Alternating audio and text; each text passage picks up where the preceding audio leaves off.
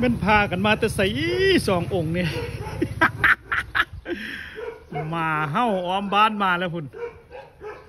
โว้ยไปลักไหมไผมาเพิ่งมาเฮ้าอ้อมบ้านมาเอาแฟงคือบลักเอาใส่รถมาซะมันพกล่องกันเพื่อพอแย่แหล่งเงี้ยทิมมันเลยฮะมันสูงไม่ใกล้มาเฮ้าอ้อมบ้านพี่น้องเอ้ยไปเอาไม้มาตั้งไงสององค์เพิ่นคุณน่ะไปเอาไม้ใส่ก็โอ้โหสมพรหมาเฮ้าเป็นสายมาเลยฮะคุณนะครับทีมงานได้แอมครับ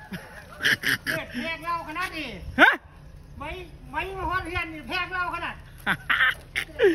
ไม่มาฮอดล้วนอันฮอดเฮือนแพงอายขนาดว่าฉัน